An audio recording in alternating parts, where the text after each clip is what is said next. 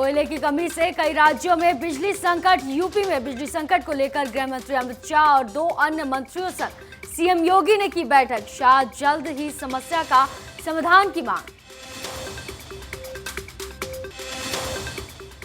वहीं श्रम दिवस के मौके पर ई पेंशन पोर्टल का लखनऊ में हुआ लोकार्पण। सीएम योगी ने किया लोकार्पण। पेंशन से जुड़ी समस्याओं के निवारण के लिए यह शुभारंभ हुआ।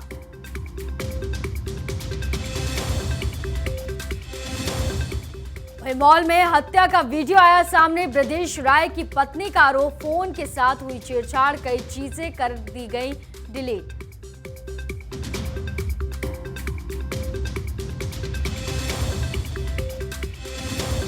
वहीं पटियाला हिंसा का मास्टरमाइंड गिरफ्तार। आज कोर्ट में पेशी करेगी पुलिस। होंगे कई खुलासे।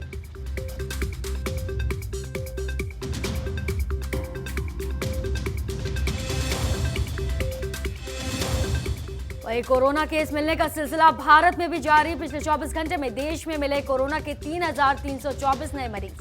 2,876 लोगों ने इस वायरस को दी मात।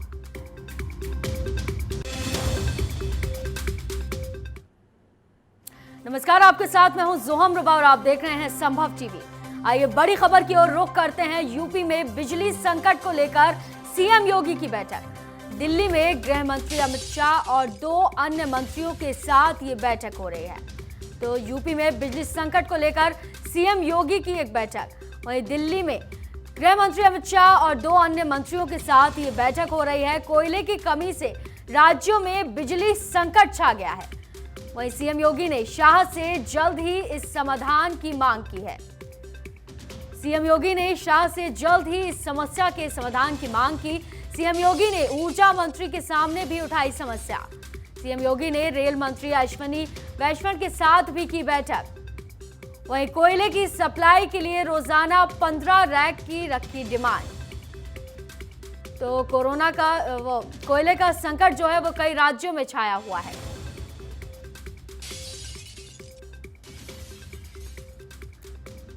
वहीं यूपी में बिजली संकट को लेकर सीएम योगी की अहम बैठक।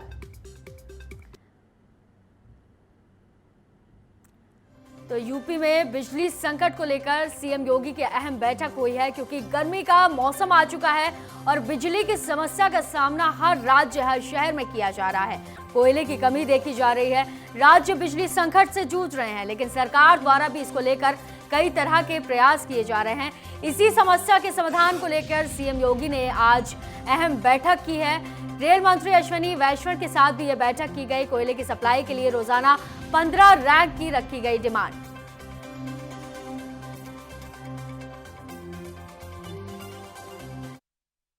राष्ट्रीय मजदूर दिवस के मौके पर मुख्यमंत्री योगी आदित्यनाथ ने लखनऊ में कई स्कीम्स का शुभारंभ किया।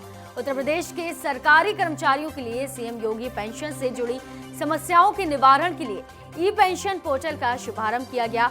इस पोर्टल के आने के बाद सरकारी कर्मचारियों को रिटायरमेंट के बाद अब ज्यादा परेशान नहीं होना पड़ेगा। रिटायरमेंट में महज 3 दिन के भीतर ही पेमेंट ऑर्डर समेत सभी भुगतान प्रक्रिया भी समाप्त हो जाएगी। राजधानी लखनऊ स्थित लोक भवन में दोपहर 11:30 से मुख्यमंत्री योगी आदित्यनाथ ई पेंशन पोर्टल व्यवस्था की औपचारिक रूप से शुरुआत की।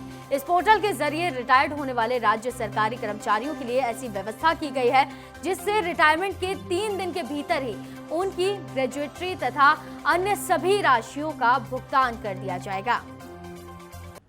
वहीं एक बड़ी खबर सामने आई है, जहां ब्रजेश राय की हत्या के मामले में आया नया मोड़।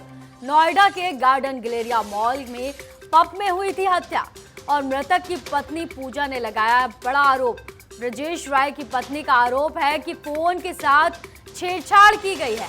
फोन के साथ छेड़छाड़ करके कई चीजें ऐसी हैं जिसको डिलीट भी कर दिया गया है। वहीं फोन से कई चीजों को डिलीट कर दिया गया है। मृतका की पत्नी ने यह कहा है। उन्होंने बड़ा आरोप लगाते हुए कहा कि ब्रजेश का फोन जब उसके हाथ में आया तो उन्होंने इसे चेक किया, जिसमें बहुत सी चीजें गायब मिली। पुलिस ने कहा, साथ ही पूजा ने यह कहा कि ब्रजेश की हत्या से पहले उन्हें फोन किया गया था, जिसकी डिटेल भी फोन में नहीं है। यहाँ तक कि कई वीडियो भी फोन से गायब है। पूजा ने बताया कि जिस रात ब्रजेश राय की हत्या हुई है उस रात उनके साथ 6 लोग थे, लेकिन चोट सिर्फ उनके पति को लगी, बाकी लोग सुरक्षित रह गए। उन्होंने कहा कि ब्रजेश के साथ रहे लोगों ने कुछ नहीं बताया कि आखिर यह घटना क्यों घटी, इसके पीछे की आखिर वजह क्या थी। वहीं हत्या से जुड़े मामले में एक नया सीसीटीवी फुटेज भी सामने आया है। ये फुटेज मॉल के पब के बाहर बताया जा रहा है। इस फुटेज में ब्रजेश राय बाउंसर्स के साथ हुई हाथापाई का वीडियो बनाने की कोशिश कर रहे हैं, लेकिन बाउंसर उन्हें खींचकर दूर ले जाते हैं।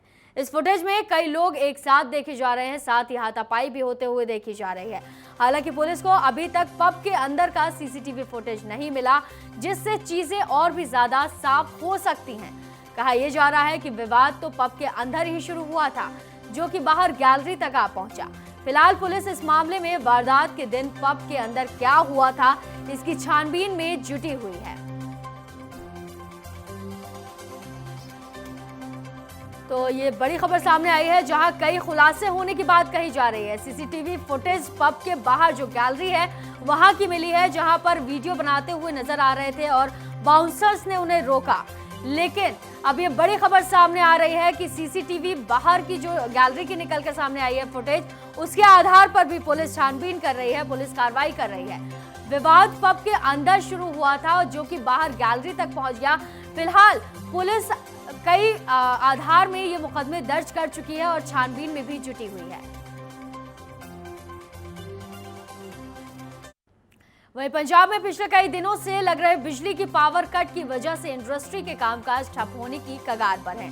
वहीं बात की जाए जालंधर की, तो जालंधर के वोकल पॉइंट इंडस्ट्री एरिया में 12 घंटे की लंबी पावर कट की वजह से कामकाज पूरी तरह से ठप हुआ पड़ा है।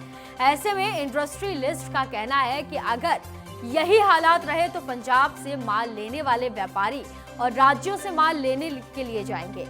वहीं आप सरकार को सुझाव दिया गया कि रविवार वाले दिन इंडस्ट्री बंद होती है तो उस वक्त बिजली को सरप्लस किया जाता है। राज्य में बिजली के पावर कट की वजह से एक तरफ जहां गांव और शहरवासी इस गर्मी के मौसम में दिक्कतों का सामना कर रहे हैं, तो वहीं पंजाब की इंडस्ट्री को भी इन पावर कट की वजह से काफी नुकसान का सामना करना पड़ रहा है।